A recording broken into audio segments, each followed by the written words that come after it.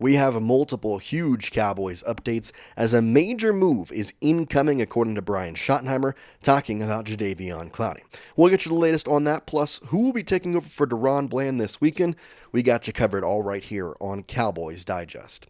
Welcome, everybody. I'm Jace Andrews. I appreciate you taking the time out of your day to join us here on the show. Real quickly, want to say a big thank you to everybody who's been watching, liking, subscribing, commenting. I cannot thank you enough for the support y'all have shown me over the past week, and we're going to keep going, so make sure you stick around as well. Couldn't do this without y'all. Let's go into the first headline for today. Brian Schottenheimer teased the possibility of the Cowboys still signing Jadeveon Clowney. So here is the latest updates on it. We know that Clowney visited the Cowboys facility this past Wednesday, according to Jace Andrews. Now, at the time of that report, the visit seemed to go well, the medicals were clear, everything was good. However, Clowney left the facilities without a contract being signed, which was kind of an interesting factor because the Cowboys had stated this was going to be an immediate help option, at least according to sources close with the Joneses and the Cowboys executives. So it was kind of odd to see everything go well, everything was clear, and ultimately you had no deal for Clowney when it was all said and done. Well, today, Brian Schottenheimer took the stand, and he was asked about Clowney and what exactly the latest on, and if the Cowboys were still trying to pursue him. Here is what Mr. Schottenheimer said. So that they had, quote, a great visit with Jadeveon Clowney, and he said that they spoke to Clowney yesterday, and he said they'll see how things play out. Clowney was making dinner for his kids, and Clowney's son said, "Yeah, I don't know you," and Coach Schottenheimer replied, "Well, guess what? You might know me soon." So that's a really good sign if you had to ask me about the possibility of the Cowboys signing Jadeveon Clowney. We also got an update from Stephen Jones talking about it on 105.3 The Fan today. Stephen Jones said, quote, "Absolutely, the door is open to add a piece like Jadeveon. He could be very helpful, and we'll see what happens over the next few days." And the following quote, "We'll do what we can do to get him on this football team." Okay, so intriguingly enough, the Cowboys seem to want Jadeveon Clowney. What exactly is the holdup? Funny enough, it's actually Jadeveon Clowney and his camp to make sure that this is the best possible option. Last year, Clowney played for the Carolina Panthers, achieving 5.5 sacks across 14 games, and although he is 32 years old now, he was still once a first overall pick. And the Cowboys, who already have a pretty good defensive line, could use some help and use some depth. I mean, this defense is actually in a very good spot. I truly think more about honestly, I'm going to blame Matt Eberflus and his scheme more than anything than anybody else on this defense. I mean, Marshawn Nealon looked fantastic. Same can be said for Sam Williams. Kenny Clark and Osa Odighizuwa also looked fantastic. The one guy that had like good and bad was Kaiir Elam. However, he had a bad play, had some good plays, and it's obviously only week 2 with the franchise here for Elam. So lots of good stuff on the defense. I think Clowney would be a perfect addition. But it seems that it's more on Clowney's side now, talking about contracts, and the Cowboys seem to be willing to offer him a lot of money. I mean, if we go back, we know that the Cowboys have a very good amount of money. Jerry Trotta had this report on Wednesday talking about the situation, saying, quote, "As always, money will be a sticking point for Jerry and Stephen Jones. However, that is no longer a viable excuse with the savings created from trading Micah Parsons. The Cowboys have the second most cap space in the NFL at the time, $38.442 million per over the cap." So, in talking all this, I think this is very good news that the conversation is continuing to flow. Randy Gerzai of Dallas Cowboys SI with this report saying, quote, "While Jerry and Stephen Jones have typically acted as if free agents should be avoided, Schottenheimer is openly showing excitement at the possibility of adding someone who can help the team," end quote. And it wasn't just Schottenheimer. As I mentioned, Stephen Jones said they're going to do everything they can to get him on this football team. I love this for a multitude of different reasons. The first one being, as they just reported, most of the time when NFL free agents have this situation with the Cowboys, they usually don't end up signing because Stephen and Jerry Jones have a bit of a, I'm going to say, a money issue in some aspects. They really don't want to give out money to these free agents, and their reasoning is, well, there's a reason they're not signed. Whereas now we're seeing a different viewpoint for them. We're seeing that they want to spend the money on them, and they said, like, we have $38 million of the cap. we can 100%, dish out some money for Jadeveon Clowney. And if the Cowboys are able to achieve this signing, I think this would be a huge move for them and their defense moving forward.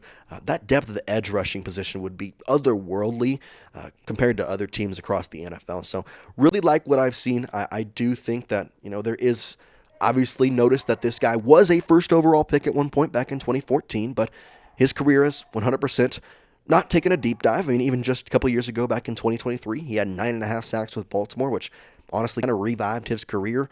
But this guy is a 9-sack guy now 4 times across his career. And last year in just 14 games, 5.5 sacks with a pretty bad Carolina Panthers defense. They had some good times. I mean, that they were better than expected, but no one expected much. Whereas the Cowboys defense and the amount of edge rushers they already have, if you have to worry about Jadeveon Clowney on the other side of the ball when you're talking about Ezraku or Williams or Marshawn Nealon, who had a fantastic game 1, and Kenny Clark seems to be doing exactly what Jerry Jones wanted, that's a very scary defensive line, and I really could put that up against a lot of other defensive lines across the National Football League. So we'll see what happens. As always, we'll keep you updated and kind of talking about that situation. I would have to expect, given how close we are to week 2, that if a signing does occur, it will probably end up being next week at this point, probably Monday, maybe Tuesday. For Clowney, it's more about, is this the best decision? Is there anybody else willing to offer him other money? I think that's really where the holdup is. So with the Cowboys, I think it's really, we're going to try and get him here. If a deal gets done, I would expect it to be next Monday, but who knows? There's always that surprise deal on a Saturday before a game. It could happen. Let's go to talking about DaRon Bland, though, because today he was officially ruled out for week 2 against the Giants. This according to the full injury report here for the Cowboys, along with Brian Schottenheimer earlier today.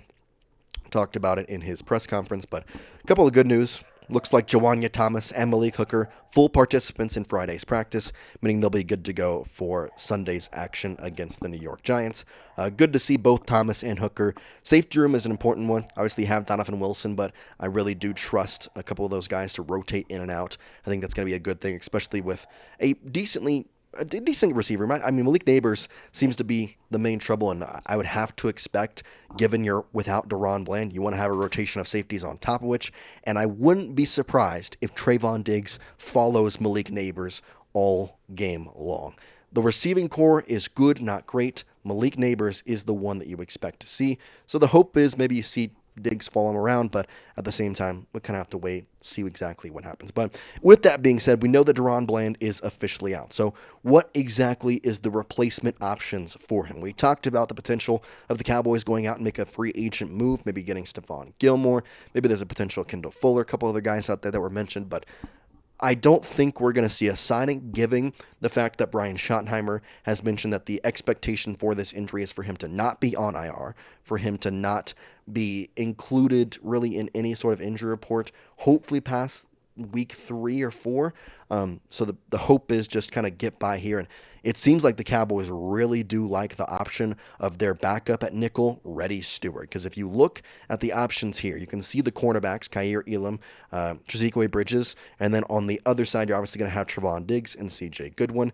For the nickelback, though, that's the key piece, because you really want a nickelback playing nickel. Really kind of a different, it's not too different, but it's different in a lot of ways. DaRon Bland obviously playing that position.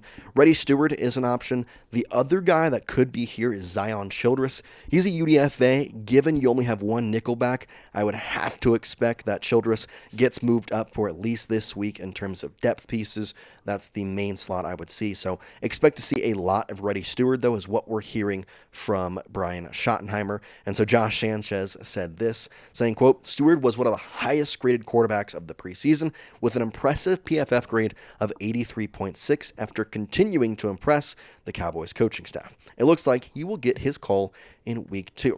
Preseason has always been a good thing for Reddy Stewart, funny enough. In fact, last year when he was with the Chicago Bears, he had a pick 6 against the Kansas City Chiefs. So, it's a very good thing. Schottenheimer, as I said, was asked about this plan. What's going to go on? Because at this point, we're talking about, one day before game time, you're not going to sign anybody. And Schottenheimer said, quote, you're going to see Reddy Stewart play a lot of football.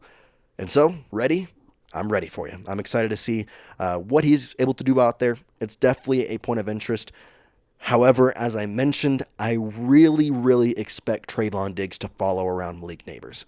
past that part of their receiving group, I mean, what's next? Wan'Dale Robinson is really the only name that pops to mind. I'm sure I'm missing a couple throughout the Giants organization, but overall, we know Malik Neighbors is the top target for Russell Wilson, or, if it ends up being Jackson Dart by the end of the game, we'll see. But I would expect Trevon Diggs to probably follow around Malik Neighbors. The hope is to frustrate Malik Neighbors as much as he was frustrated last week. That'd be definitely a win. The Commanders were able to shut him down. Maybe the Cowboys can as well. That's all we got for you here today, though, for our Cowboys question of the day. I want you to predict who will score the first touchdown of week number 2 for the Dallas Cowboys. Is it going to be Javonte Williams like we saw in week 1 against the Philadelphia Eagles? Is Dak going to throw a ball to George? Are we going to see a CeeDee breakout game? Or forget breakout, a CeeDee revenge game after the drops he occurred or achieved in week 1. Let me know down in the comment section who scores the first touchdown in week 2 for the Cowboys against the New York Giants in the first home game as well of the season. Hope y'all are out there at AT&T Stadium. It's going to be tough not having Micah, but the excitement is definitely still there. I think we're going to be a lot better than what people expected, and I'm really, really excited for the game on Sunday. With that being said, we'll see you next time, and for now, peace out, guys.